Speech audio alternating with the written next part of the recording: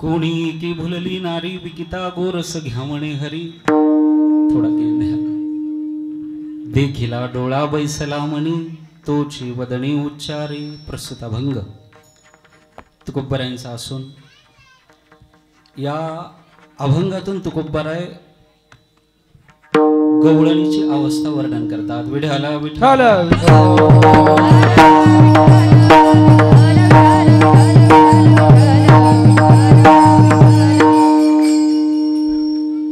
काल्याचा प्रसंग आहे। गेली 37 वर्ष 38 चालू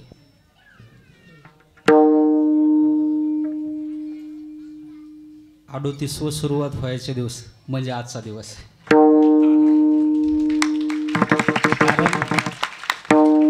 टाळ्या वाजवण्यासारखं काहीच नाही, आनंद आहे। 38व्यामध्ये पदार्पण आज होणार आहे। आपलं संपन्नतेकडे वाटचाल चालू झालेली आहे। अवघा थोडा वेळ आपल्या हातामध्ये आहे, तेवढ्या वेळामध्ये आपण भगवान श्रीकृष्ण परमात्म्याचं थोडं चिंतन पाहणार आहोत। तत्पूर्वी संत भगवान बाबा संत वामनभाऊ महाराज यांच्या पदस्पर्शाने पुनीत झालेला आपला हा परिसर आणि भगवान देवादिदेव महादेव म्हणजे आपले भागेश्वर भगवान यांच्या कृपा आशीर्वादाने तसेच गुरुवर्य डॉक्टर न्यायाचार्य शास्त्रीजी बाबा यांच्या शुभ आशीर्वादाने तसेच गुरुवर्य विश्वेश्वरानंद स्वामीजी महाराज यांच्या आशीर्वादाने तसेच आपल्या संस्थांचे महंत हरिभक्तीपरायण वैजनाथ महाराज यांच्या कुशल मार्गदर्शनाखाली तसेच संपूर्ण गावकरी मंडळींच्या उदार अंतःकरणाने चालत असलेला आपला हा अखंड हरिनाम सप्ताह। या सप्ताहामध्ये आता मी काय बोलावं असं आहे, फक्त गुरूंचा आदेश आणि या ठिकाणी तुमचा आलेला दर्शनाचा योग। विठ्ठल विठ्ठल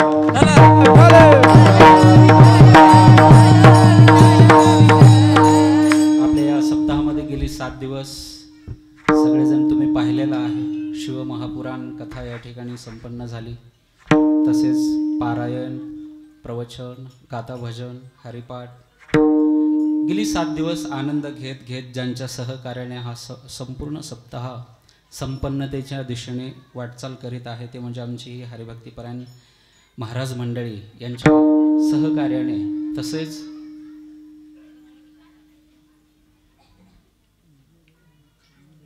बोलायचं झालं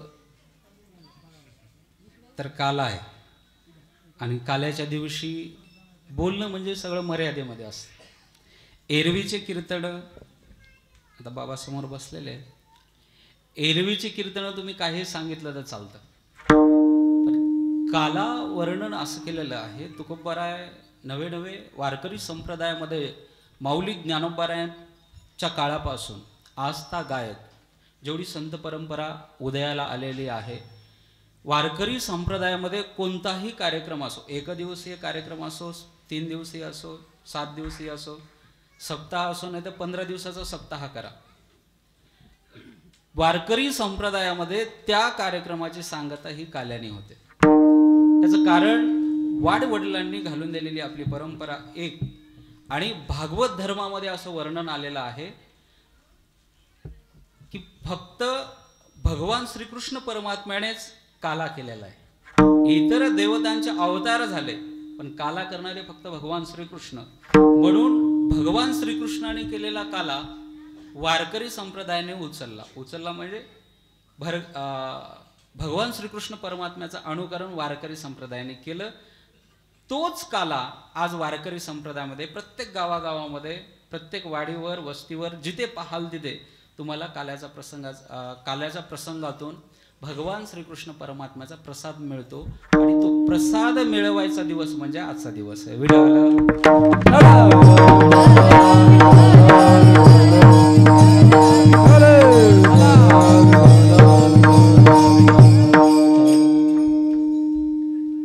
आवाज थोडा वाढवूनच ठेवा, माईक आवाज खातोय महाराजांनी काही खाल्लं नाही म्हणून हा खातो, बाकी काही नाही. तुकोबराय लक्षपूर्वक आहे का? अभंगाकडे आपण थोडं चिंतन करू, म्हणजे काल्याचा प्रसंग पाहण्याच्या अगोदर थोडं अभंगाचं चिंतन पाहू. तुकोबराय प्रसंगानुसार गवळणीचं जे बदललेलं रूप आहे, या गवळणीमध्ये तुकोबरायांचं म्हणणं आहे गवळण आहे, त्या गवळणीचं नाव नाही सांगितलं तुकोबराय, ती कोण आहे, ती काय करते, कशी आहे, तिची अवस्था, फक्त अवस्थेचं वर्णन आहे. मग ही अवस्था प्राप्त कधी झाली तर फक्त भगवान श्रीकृष्ण परमात्म्याच्या चिंतनाने झाली, तुकोबरायांचं म्हणणं आहे. एक देवाचं लागलेलं वेड, साध्या भाषेमध्येच कीर्तन करतो, देवाचं मनाने घेतलेलं वेड, त्या देवाचं स्वरूप मनामध्ये ठसलं गेलं आणि त्याचा उच्चार रात्रंदिवस व्हायला लागला, म्हणून त्या गवळणीचं बदललेलं स्वरूप आहे. नाव घेत असताना तुकोबराय उल्लेख करत नाहीत. तुम्ही चरित्र भागामध्ये भागवतामध्ये ऐकलेलं असेल, जेव्हा गवळणी आपल्या घरामध्ये बसून कामधंदा करत असताना, खऱ्या त्या कोण होत्या? बोला ना, तरडगावांच्या होत्या काय? तरडगावांच्या होत्या नाही, गोकुळवासी असून सुद्धा ते सासूरवासिनी होत्या. माझा मुद्दा कुठे आहे? सासूरवासिनी होत्या. मग सासूरवासिनी गवळण असेल तर तिची मर्यादा आहे. पूर्वीच्या काळापासून आतापर्यंत माझ्या समोर बसलेले जे माता माऊली आहेत, ज्यांच्या डोक्यावरती पदर आहे, आजही त्यांच्या मर्यादा आहेत, घरच्या मर्यादा त्यांनी राखलेल्या आहेत. सासूरवासीन गवळण म्हटल्यानंतर तिच्या काही मर्यादा आहेत, सासू सासऱ्याच्या मर्यादा आहेत, त्या घराच्या परंपरेच्या म्हणजे वंश परंपरागत आलेल्या सगळ्या मर्यादा ती पाळायची. मग मला सांगा, जर ती सासूरवासीण आहे तर तिनं घरच्या कामामध्ये लक्ष घालायला पाहिजे. मग महाराज त्या काय गोकुळच्या गवळणी, काय गोकुळातल्या गवळणी काम करत नव्हत्या असातला भाग आहे का? कामधंदा करायच्या, सगळ्या मर्यादा त्यांनी राखलेल्या होत्या. काम करत असताना त्यांच्यामध्ये बदल असा झाला, हातामध्ये काम आहे पण लक्ष मात्र भगवान श्रीकृष्ण परमात्म्याकडे. तुकोबराय म्हणतात, ती गवळण एक दिवस, पूर्वीच्या त्या जुन्या काळातला व्यापार म्हणजे दह्या दुधाचा व्यापार, गोकुळातला सगळ्यांचा व्यापार एकच होता.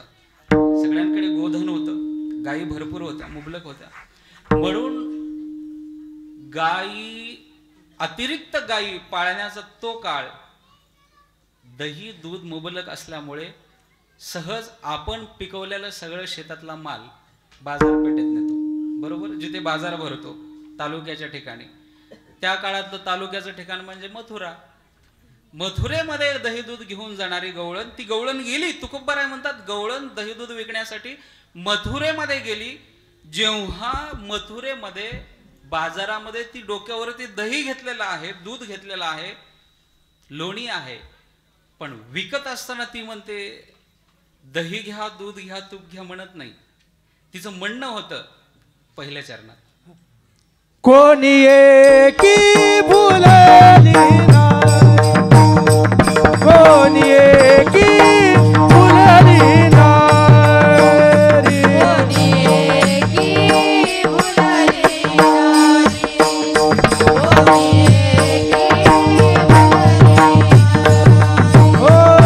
कोणी एकी भुलली नाही, कोणी एकी भुलली नाही, कोणी एकी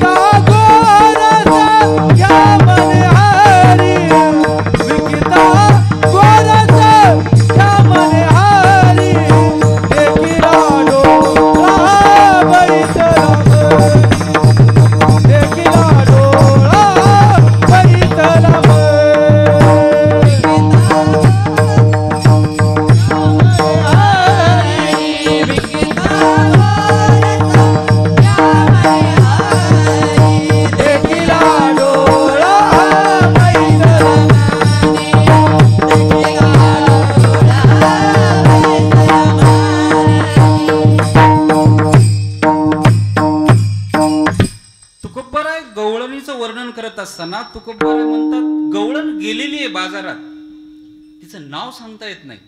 कोण आहे? तुकोबराय म्हणतात कोणी एकी. कोण आहे? तर तुकोबरायांचं म्हणणं आहे कोणी एकी, कोणतरी एक आहे गवळण बाजारामध्ये गेलेली आहे आणि ती म्हणते कोणी एकी भुलली नारी. तुकोबराय नाव नाही सांगितलं तुकोबराय. मग गवळण कोण होती? तर नारी होती. बरं, नाव सांगायला गेल्यानंतर गोकुळातली एक गवळण आहे का? तुकोबरायचा गाथा बाजूला राहिला असता तर गवळणीनं अख्खा गाथा भरला असता, नाव सुरुवात केली असते. आणि सगळं काही नावाजवळ येऊन बसतं.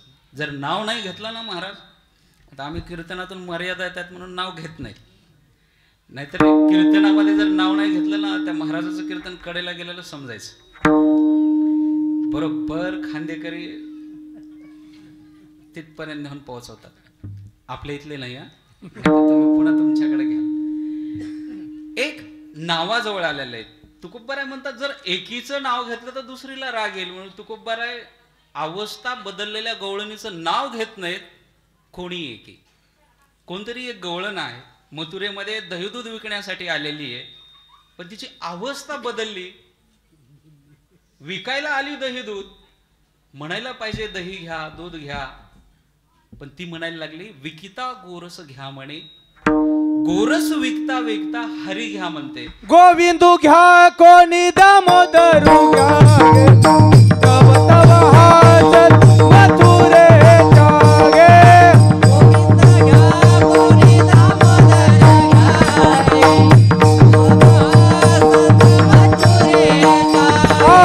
गोविंदू घ्या घ्या कोणी दामोदरू घ्या गे तव तव हाजत मथुरे जागे.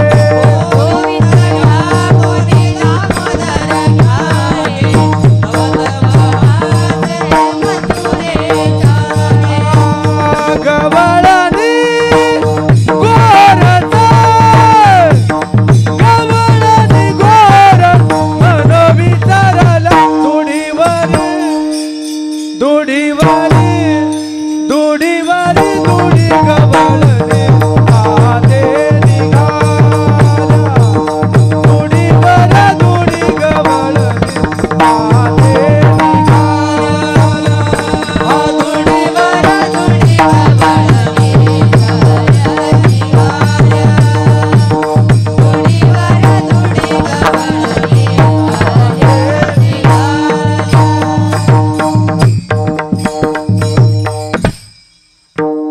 गोविंदू घ्या कोणी दामोदरू घ्या गे. समोरचं जे चरण आहे ना सगळं इथं परमार्थ आहे बरं का.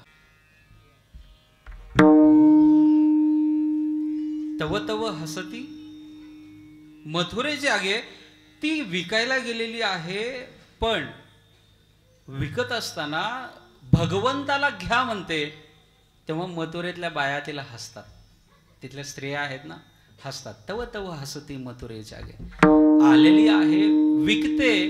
याचं कारण काय? तर तुकोबराय म्हणतात तिचा काहीच दोष नाहीये, त्या गवळणीचा दोष काहीच नाहीये.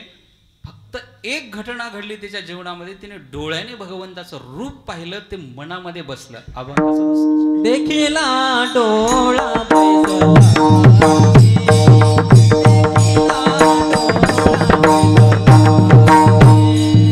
देखिला डोळा बैसला देखिला डोळा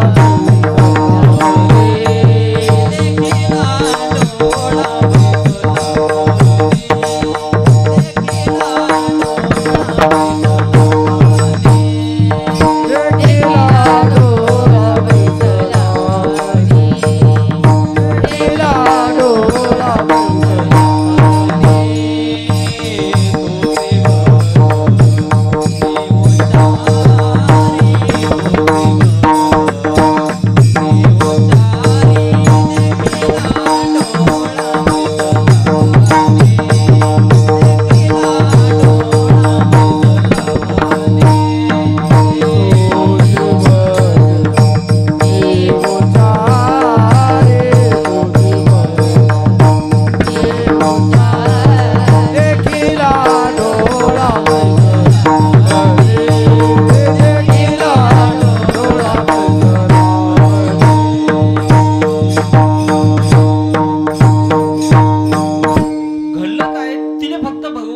रूप पाहिलं डोळ्याने.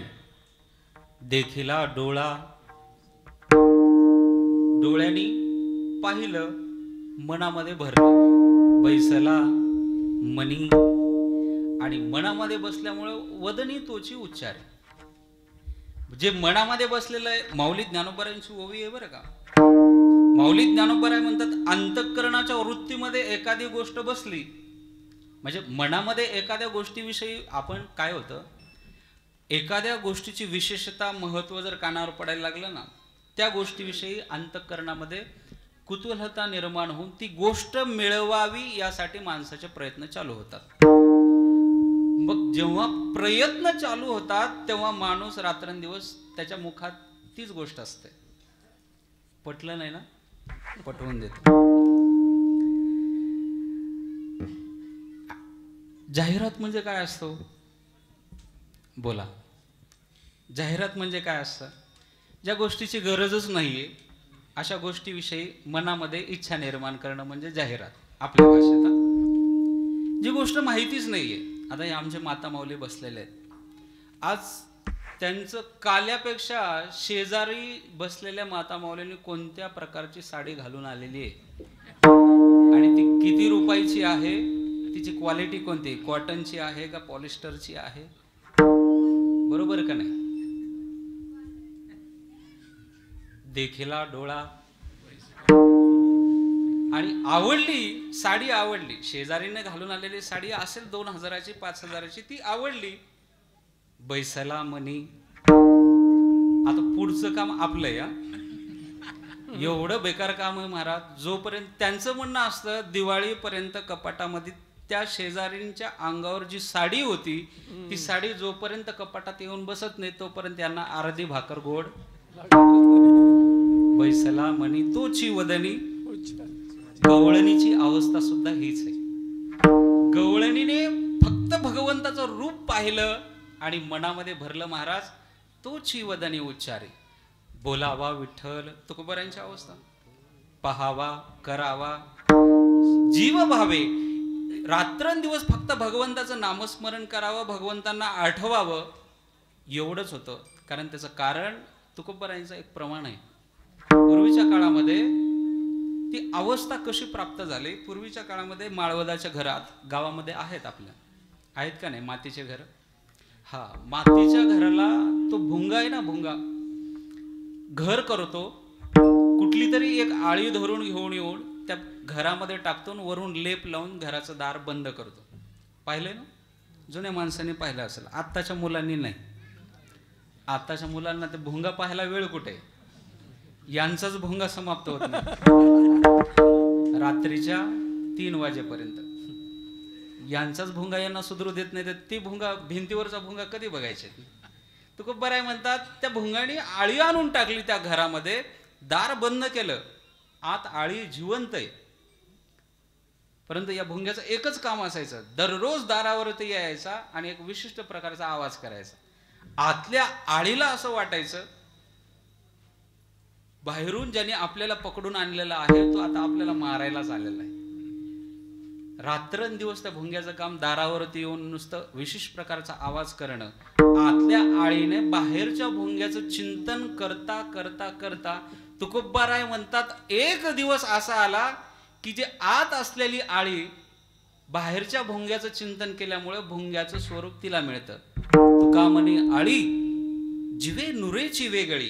ती आळी आहे पण स्वतः आळी नसून ते भुंग्याचं स्वरूप धारण करते. तसं ती गवळण भगवंताचं चिंतन करता करता भगवंत स्वरूप झालेली आहे, म्हणून तिला भान राहिलेलं नाही. देखिला डोळा बैसला मणी तोची वदनी उच्चारे. मग महाराज तिला भान राहिलं नाही, फक्त बाजारात गेल्यामुळे भान राहिलं नाही का, घरच्यांचा सुद्धा विसर आहे. तिसऱ्या चरणात आपुलियाचा विसर भोळा, आपुलियाचा विसर भोळा,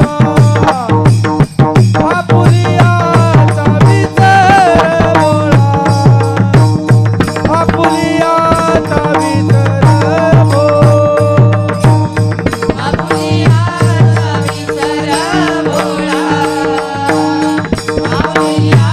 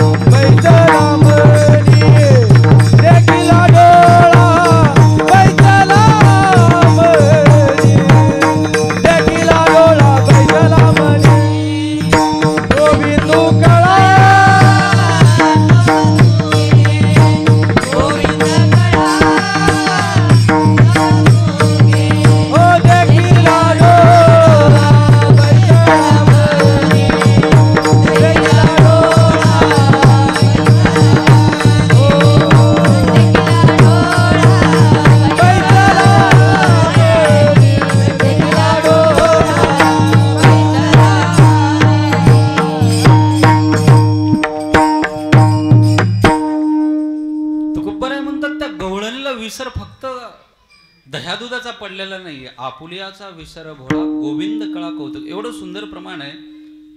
परमार्थामध्ये आपल्यांचा विसर पडतो. तुकोबाऱ्यांचं म्हणणं आहे, गवळण फक्त प्रतीक आहे या अभंगामध्ये. गवळणीच वर्णन आहे, फक्त आपण याला परमार्थाकडे घ्यायचं. इकडे परमार्थ करत असता असता आपण सगळं विसरून जातो. आपल्यामध्ये ना घरच्यांची आठवण आहे, ना सासू सासऱ्यांची आहे, ना नवऱ्याची आहे, ना मुलांची. आपुलियाचा विसर भोळा गोविंद कळा कौतुके.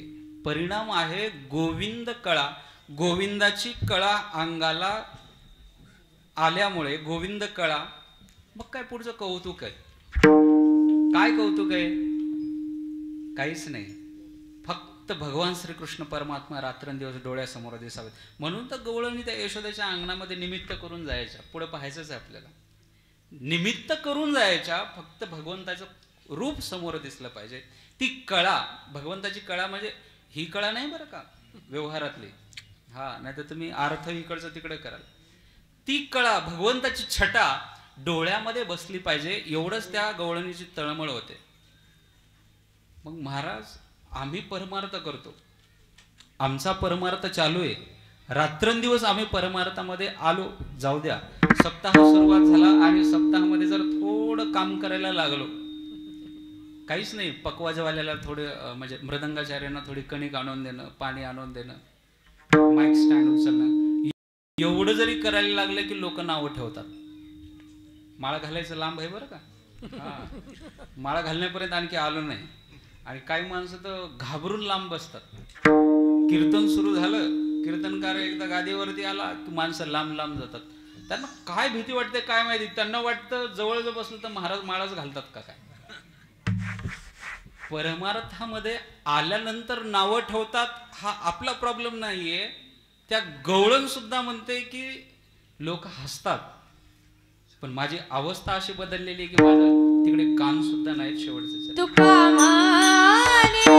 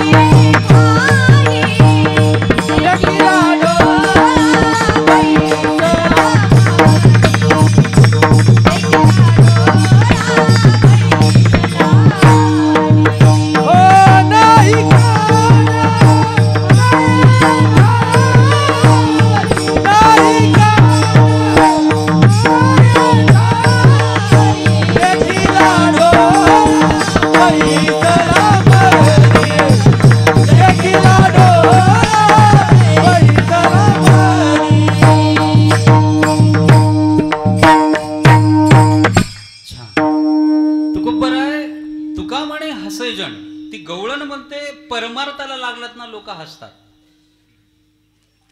आता तुम्हाला आलेला अनुभव आहे, बघून घ्या. तुम्ही जर कपाळावरती गंध लावला, आषाढी वारी करून यावा महाराज गावामध्ये, आणि त्यांनी कपाळावरती गोपीचंदन बुक्का लावावा, बस पूर्ण गावामध्ये त्यांनी फक्त स्टँडवरून एक चक्कर मारावी, कपाळाला गंध, गळ्यामध्ये माळ. लोकांचं आपल्या भाषेत, मराठवाड्याच्या भाषेत बोलायचं झालं तर एकच म्हण येते, आठवते मला, करून करून भागलं तुका म्हणे हसे जन. परमार्थामध्ये लोक हसतातच. आज जरी ही आमची महाराज मंडळी जरी असं, आता यांच्याकडे पाहिल्यानंतर मला हरिणांचा कळप आठवतो.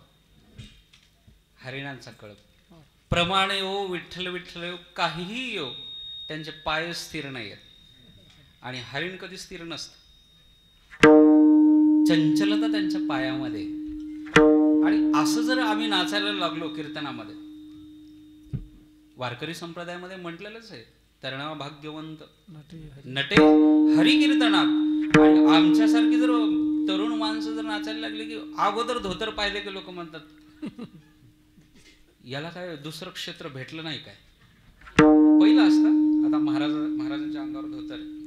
जर महाराष्ट्रामध्ये कुठेही फिरलं, आत्ताच्या तरुणाईंचा प्रॉब्लेम आहे की तरुण पोरांनी धोतर घातलं की त्याला एकदम गावठी समजतात.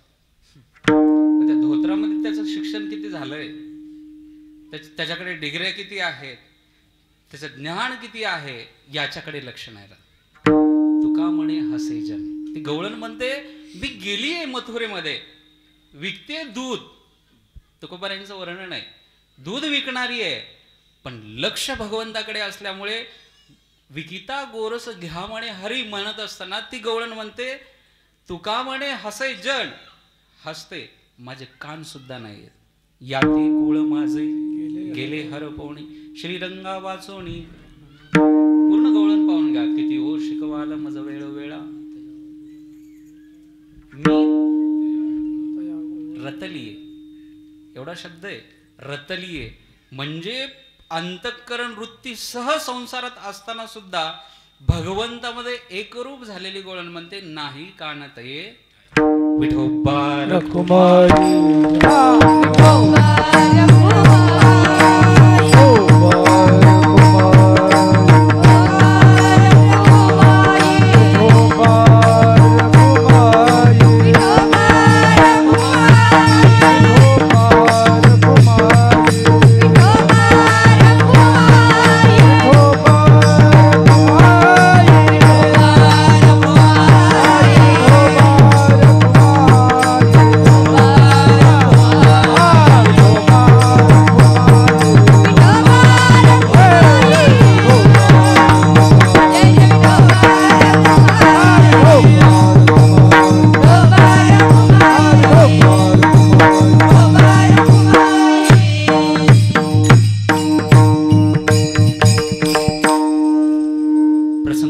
असल्यामुळे काही मर्यादा आहेत. काला म्हटलं की काल्याच्या दिवशी पवार अण्णा म्हणायचे, आदरणीय हरिभक्तीपरायण वैकुंठवासी अण्णा जगन्नाथ महाराज. काला म्हटलं की जिथे अभेद नाहीये. नाव का सांगितलं माहितीये का? ज्यांचं आपण सांगणार आहे त्यांची चोरी केली नाही पाहिजे. तुम्हाला वाटत असेल व्यवहारामध्ये बांधाने जाता जाता कापूस चोरणं, हरभरा चोरणं एवढीच चोरी असते, असं नाही. आमच्यामध्ये सुद्धा शास्त्र सांगत असताना ज्यांचं उचललेलं आहे त्यांचं नाव घेतलं तर ती चोरी होत नाही, नाही तर ती चोरी केल्यासारखं होतं, पाप लागतं. एवढं म्हणजे नुसतं शब्द तुम्हाला वाटत असेल पैसा वस्तू याची चोरी होते, शब्दांची सुद्धा चोरी आहे. ज्यांचं आहे त्यांचं नाव सांगून सांगितलं ना त्याच्यातून माणूस मुक्त होतो पापातून. अण्णा म्हणायचे काला म्हटलं की अभेद आहे. आपण नुसतं स्वरूप पाहतो दही आणि लाही. दही लाही घरी भेटत नाही का महाराज? बोला ना. 20 रुपये टाकलं तर पावशेर लाह्या येतात, 30 रुपये टाकलं तर अर्धा लिटर दही येतं. भाव बरोबर आहे का? तुम्ही म्हणाल महाराज तुम्ही काय व्यवसाय करता का? अजिबात नाही. आमच्या इथं दूधच विकत नाही, त्याच्यामुळे अंदाज टोला टाकला फक्त लागतो का नाही. दही लाही घरी भेटते, भेटत नाही असं आशातला भाग नाही. पण घरच्या लाही आणि दह्याला जेवढा मान नाही, आज या कीर्तनामध्ये नुसती दहीला येऊन पडली ना त्याला विशेष मान आहे.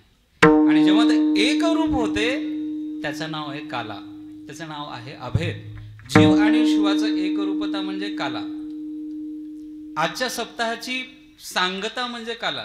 समाप्ती नाहीये बरं का. समाप्ती डोक्यातून काढा. समाप्ती त्या गोष्टीची असते जी गोष्ट परत सुरू करायची नाहीये, तिची समाप्ती. एकदा पूर्ण झाली, परत सुरू होणार नाहीये, प्रारंभ होणार नाहीये, त्या गोष्टीची समाप्ती असते. पण अखंड हरिनाम सप्ताहाचा सांगता असतो, सांगता केली जाते, त्याचं नाव काला. आणि भगवंताचा प्रसाद मिळण्याचं ठिकाण म्हणजे आजचा काला. विठ्ठल. काल्याची मर्यादा अशी आहे महाराज, काल्याच्या दिवशी इतर गोष्टी सांगता चरित्र ते उच्चारावे केले देवे गोकुळी, केले देवे गोकुळी, केले देवे गोकुळी. चरित्र ते उच्चारावे केले देवे गोकुळी, केले देवे गोकुळी, केले देवे गोकुळी. ओ चरित्र ते उच्चारावे केले देवे गोकुळी.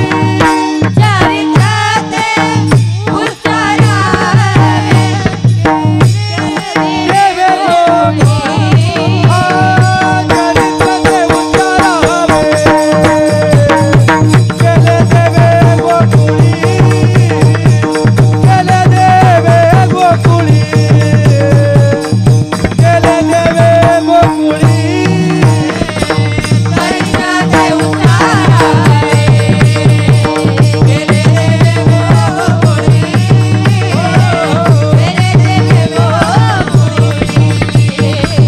केले देवे गोकुळी. आजची मर्यादा कीर्तनाची चरित्र ते उच्चारावे केले देवे गोकुळी. गोकुळामध्ये भगवान श्रीकृष्णाने केलेलं चरित्राचा उच्चार करायचा. एक माणूस उठला महाराज कीर्तनातून, काल्याचंच कीर्तन होतं. तो म्हटलं काल्याच्या दिवशी आम्ही ऐकतो हेच प्रमाण असतात, तरडगावांमध्येच असतात असं नाही.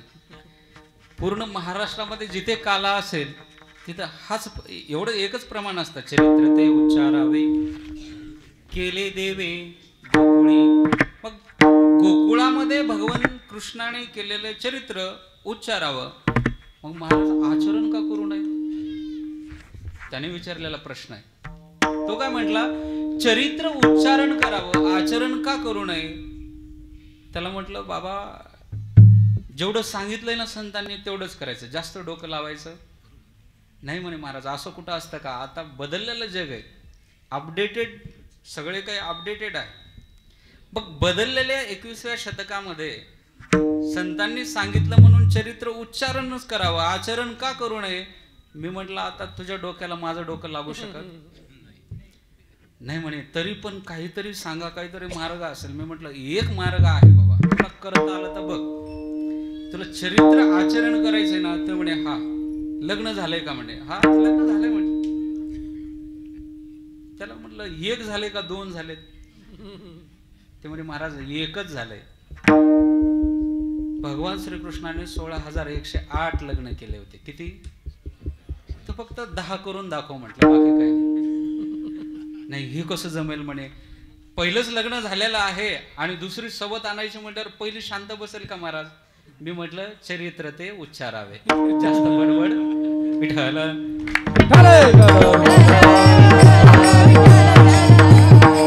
म्हणे महाराज दुसरा मार्ग काहीतरी असेल ना आचरण्यासारखा? भगवान श्रीकृष्णाचा एकही लीला आचरण्यासारखी नाही. माऊली ज्ञानोबराय वर्णन करतात, नुगडता बालपणाची फुली येणे अदानवे सृष्टी केली. याने बालपण संपण्याच्या अगोदरच सृष्टीवरचे सगळे दैत्य मारलेले होते, एकही राक्षस ठेवलेला नव्हता. नुगडता बालपणाची फुली येणे अदानवे सृष्टी केली. पाळण्यामध्ये असताना यांनी अशा लीला केलेल्या आहेत की जेवढे राक्षस आलेले होते तेवढे राक्षस ठार केलेले. कधी? त्याला म्हटलं तुझं वय 35 आहे, विसरू नका बरं का, त्याला आचरण करायचं आहे ना त्याला. बाबा म्हटलं आता एक पर्याय आहे, जर तुला जर करता येत असेल तर काही करू नको. आमच्या भगवान श्रीकृष्णाने नागावरती उभा राहून डान्स केला होता. तू फक्त सापाच्या कातणीवरती जर एक डान्स केला ना बस झालं. तो म्हटलं महाराज कातीन तर लांब राहू द्या, पाल पाहिलं तरी सुद्धा मला घरात थांबा वाटत नाही. ही त्याची अवस्था. म्हणून संतांनी सांगितलेले जेवढे मार्ग आहेत तेवढंच करावं. माणसाने अतिरिक्त डोकं लावूच नये म्हणून तर संतांचे अभंग आहेत. नाही तर डोकं लावणारे काय कमी आहेत का? आहे त्या अभंगामध्ये आणखीन शब्द भर घालून गाथा वाढवलेला आहे. ज्ञानेश्वरी वाढवली होती म्हणून तर नाथ महाराजांना शुद्ध करावी लागली. डोकं घालणारे भरपूर आहेत म्हणून काल्याच्या दिवशी मर्यादा आहे भगवान श्रीकृष्णाचं चरित्र उच्चारण करावं. कोणतं? हे दशे चरित्रे केले नारायणे रांगता गोधणे राखिता आहे. रांगत असताना केलेल्या चरित्राचं आणि गायी राखत असताना केलेल्या चरित्राचं उच्चारण करायचं. मग भगवान श्रीकृष्ण परमात्माचा जेव्हा जन्म झाला महाराज, माऊली ज्ञानोबरायांचं वर्णन असं आहे. माऊली ज्ञानोबराय म्हणतात, यांनी लहानपणी केलेले एक एक लीला जर पाहिली, याची एक एक लीला वर्णन करत असताना महिष पत्र सिंधू आटे एक एक लीलेचं वर्णन करत असताना याचं वर्णन करण्यासाठी जर लेखणी केली आणि शाई म्हणून समुद्राचं पाणी जर वापरलं तर ते सुद्धा आटून जाईल. एवढ्या लीला आहेत. त्यापैकी आपल्याला फक्त 1 ते 2 लीला पाहणार आहोत. आपला वेळ खूप कमी आहे. वेळेचा मर्यादा पाळणार, वेळेच्या मर्यादेच्या बाहेर जाणार नाही. भगवान श्रीकृष्ण जेव्हा घरामध्ये जन्माला आल्यानंतर यांनी शकटासूर आघासूर जे आलेले होते सगळे काही मारले. भगवान श्रीकृष्ण जेव्हा घरामध्ये रांगायला सुरुवात झाली महाराज, मग आता याचं रांगत असताना हा बाबा काही साधा नव्हता. रांगत असताना एकच, आता घरामध्ये रांगणारं बाळ एका ठिकाणी बसून राहिल्याची गॅरंटी नाही. जोपर्यंत विस्तू पोळत नाही, विस्तव अग्नी पोळत नाही तोपर्यंत त्याची धाव त्या कलरकडे असते, चुलीकडे असते. नाही चुलीकडेच जाता अशातला भाग नाही. रांगता रांगता घराच्या बाहेर कधी दारामध्ये निघून जाईल सांगता येत नाही. भगवान श्रीकृष्णाची ती अवस्था होते. भगवान श्रीकृष्ण रांगायला लागले. यांनी काय केलं? रांगत रंगणी चोरीत लोणी, रांगत रंगणी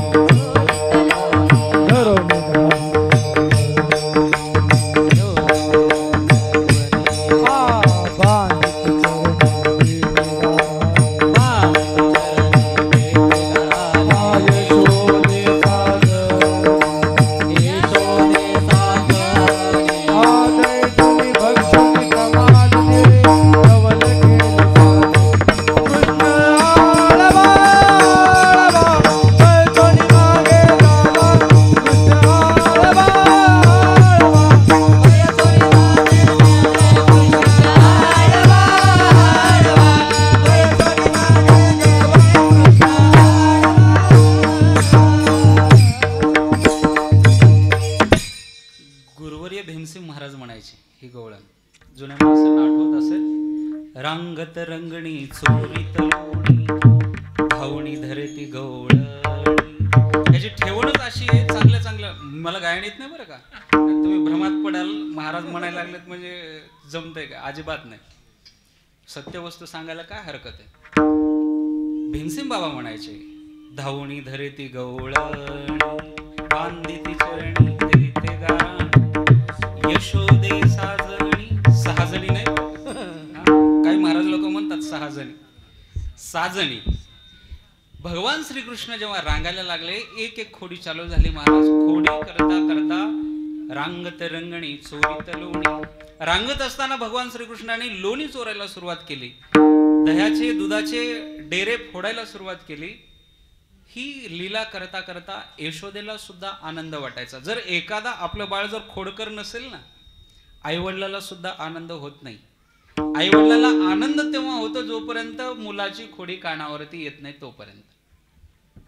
असं आहे का? खोडी आली तर आईचं अंतःकरण आतून आनंदी होतं. बाहेरून बोलत असेल ती, रागराग बोलत असेल, पण जोपर्यंत खोडी येत नाही तोपर्यंत आईवडिलांना आनंद होत नाही महाराज. नाही तर काही मुलं असतात जन्माला आलं तेव्हापासून चालेपर्यंत जागा सोडत नाही. आपल्या भाषेत हा म्हशीचा विठ्ठल,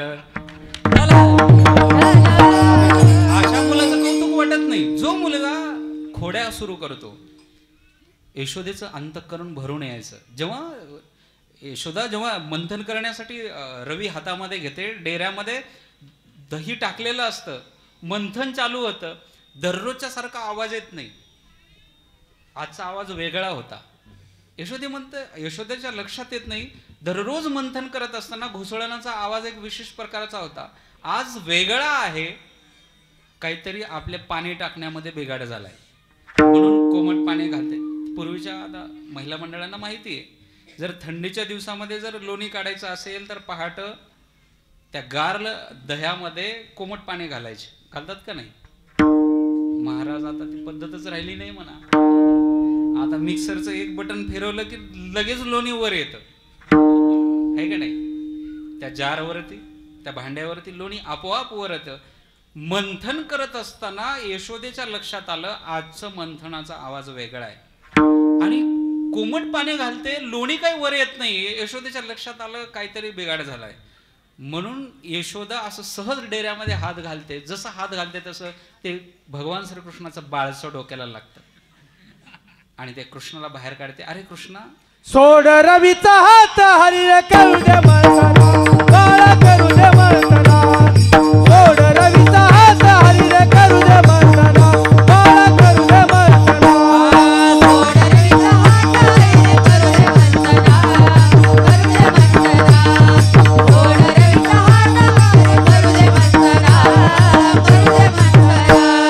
दही दूध तूप लोणी तुला देती सारंगबाज, आता तरी खेळच मन मोहन काढा. सोड रवीचा हात हरिर करू दे मळतला, काळा करू दे मळतला. सोड रवीचा हात हरिर करू दे मळतला, काळा करू दे मळतला, काळा करू दे मळतला. टाळ्या तरी वाजवा. विकत आणल्यासारखं नका वाजव टाळ्या पण. भगवान श्रीकृष्णाला यशोदा म्हणते सोड रवी. हरी रवीचा हात सोड, करू दे मंथना. मग तेव्हा ही एक एक खोडी खोडी करत करत भगवान श्रीकृष्ण जेव्हा 5 वर्षाचे होतात महाराज, घरातून बाहेर पडतात. आणि घरातून बाहेर पडलेल्या बाळाला मित्र करायला वेळ लागत नाही, बरोबर का नाही? तुम्ही घरातून बाहेर पडल्याबरोबर तुम्हाला सवंगडी जमा झाले का नाही तुमच्या लहान वयात? आता नाही, आताचे सवंगडी वेगळेच असतात.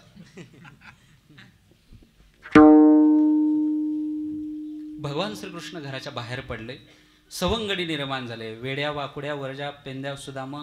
मग त्यांच्या सवंगाकडे, आता चरित्र सगळ्यांना माहिती आहे, मी का लांबवत नाही, कारण परत परत तेच ऐकलेलं आहे.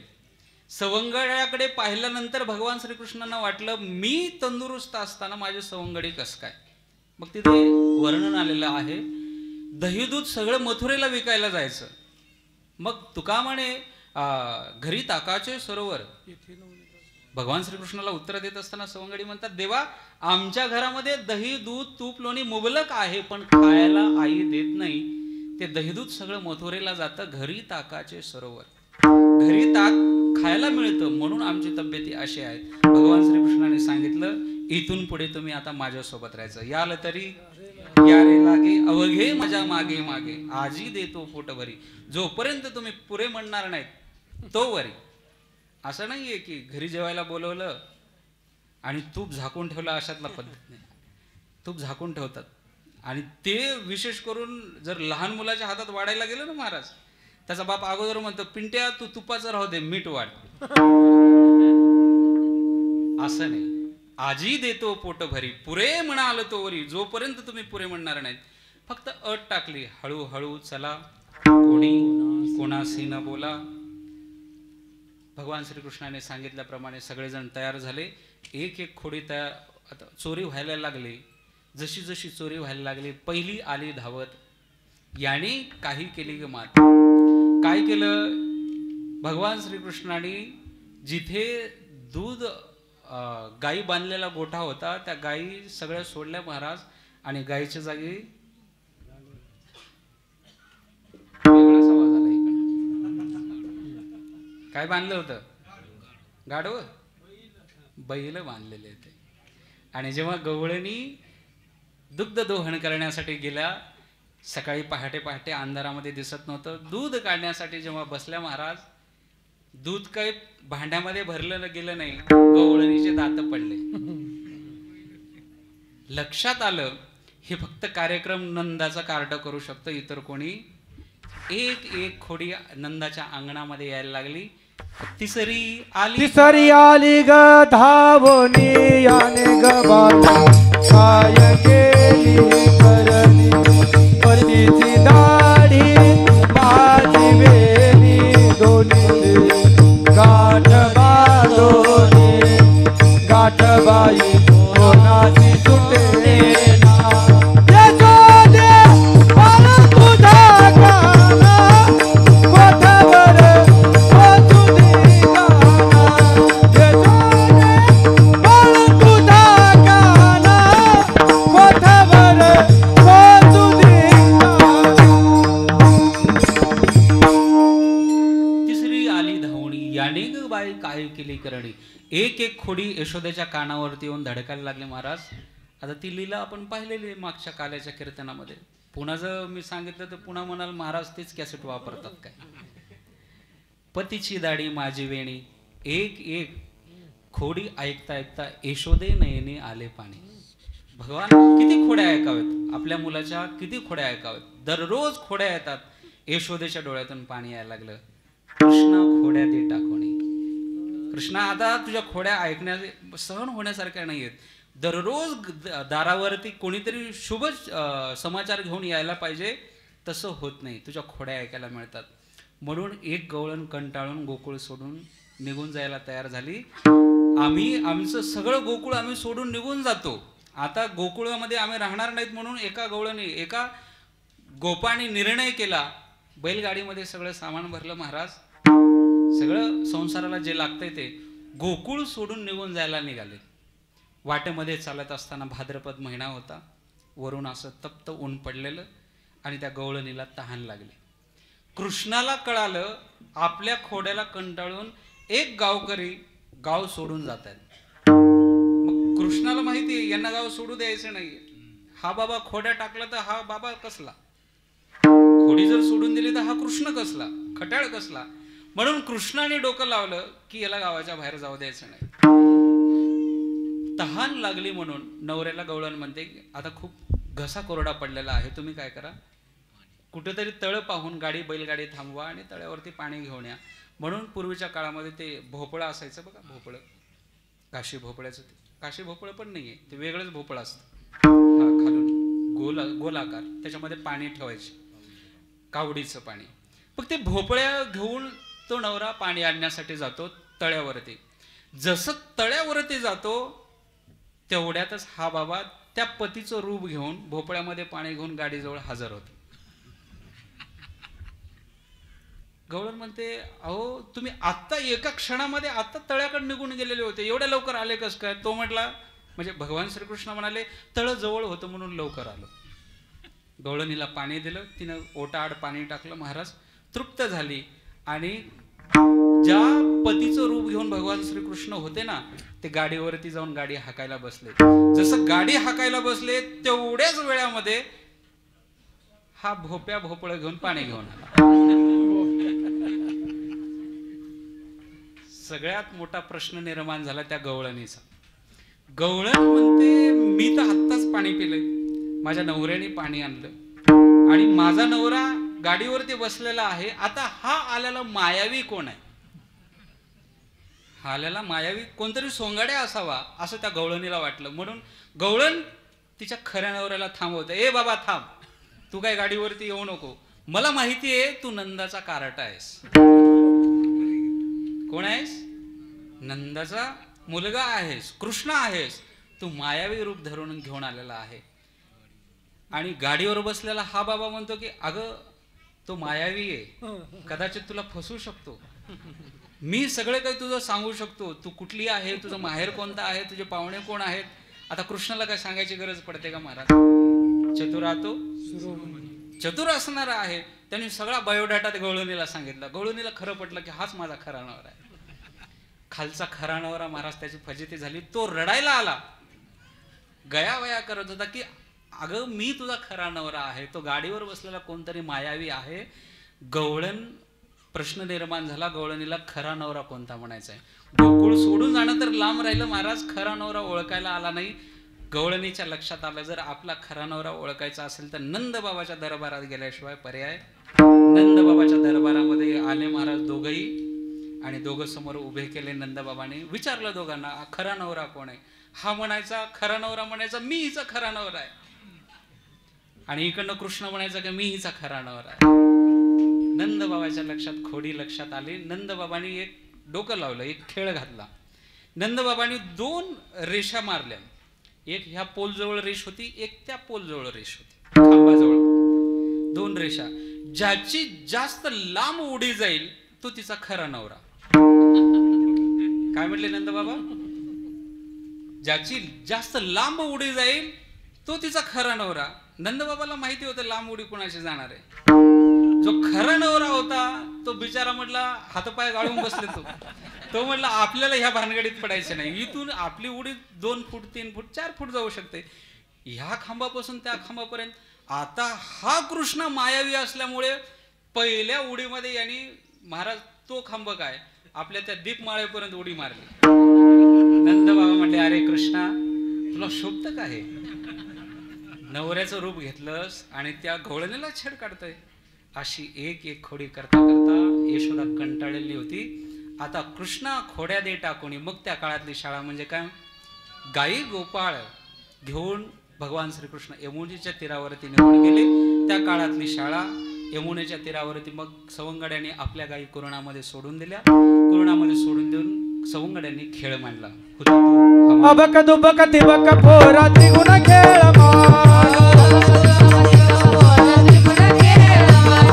अबक दुबक तिबक पोरा त्रिगुण खेळ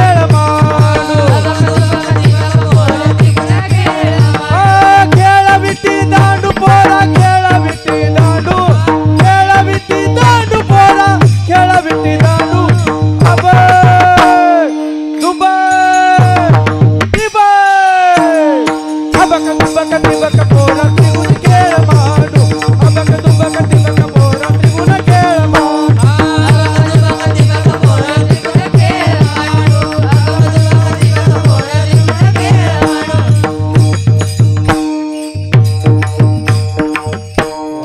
कसे खेळ मांडले? जसं महाराजांनी गायलं तसं खेळ मांडले.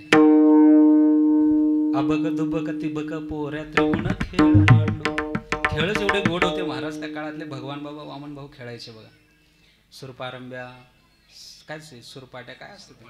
हा खेळ माहिती नाहीत मला इकडचे.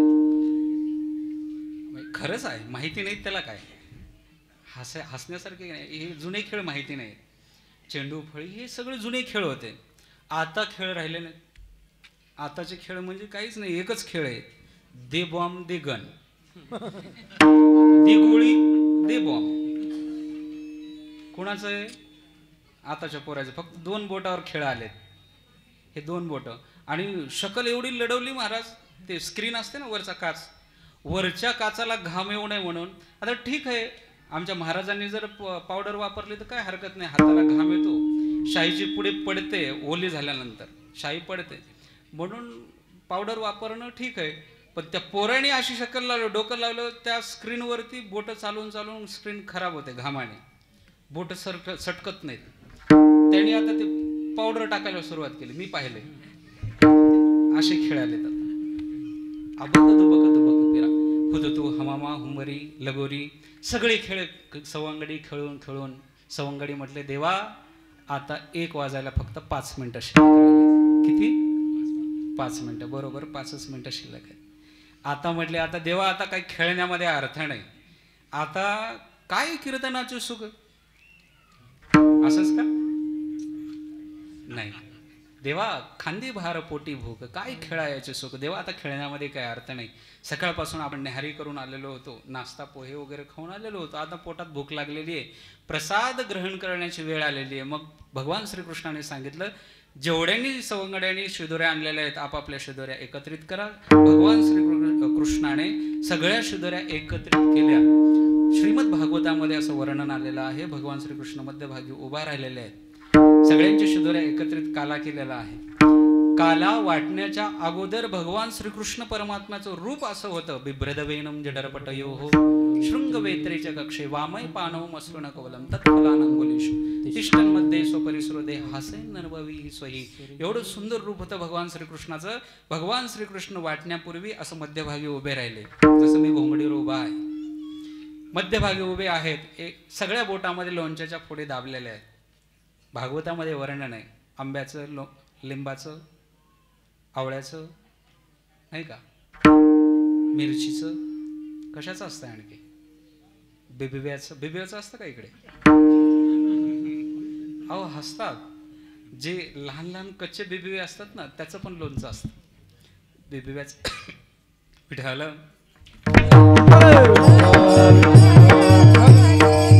अशा प्रकारे भगवान श्रीकृष्णाने प्रत्येक लोणच्याची फोडे एका एका बोटामध्ये दाबली. जी वेताची काठी होती बगलामध्ये दाबली. बासरी आपल्या पितांबरामध्ये शेल्यामध्ये खोसून ठेवलेली होती, दाबलेली होती. मोर मुकुट आहे डोक्यावरती, मयूर पुच्छ जे आहे मोर मुकुट शोभत होतं. गळामध्ये वैजयंती माळा आहे आणि सवंगडे असे गोल बसलेले आहेत. संपूर्ण सवंगडी गोल बसलेले असताना भगवान श्रीकृष्ण परमात्म्याने एकत्रित केलेला काला संपूर्ण गोपाळांना वाटून दिला. महाराज पुंडली गवरदा हरी विठ्ठल. श्री ज्ञानदेव तुकाराम पंढरीनाथ भगवान की जय. माऊली ज्ञानेश्वर महाराज की सद्गुरु भगवान बाबा की सद्गुरु वामन भाऊ महाराज महाराज की गोपाल कृष्ण भगवान की जय. भगवान श्रीकृष्ण परमात्म्याने गोपाळांना काला वाटून दिला. हाच काला वारकरी संप्रदायामध्ये एकच टाळी झाली चंद्रभागे वाळवंटी, माझा ज्ञान राजा गोपाळासी लाह्या वाटे. म्हणून ती परंपरा आज दाखत आपण जपत आलेलो आहोत. हाच प्रसाद तुम्हाला जिथे बसाल त्या ठिकाणी पंक्तीमध्ये वाढला जाणार आहे. या ठिकाणी आता काल्याचे 2 अभंग होतील. तदनंतर महाराजांच्या मार्गदर्शनाखाली काही सूचना मिळणार आहेत, तेवढ्या सूचना प्राप्त कराव्यात.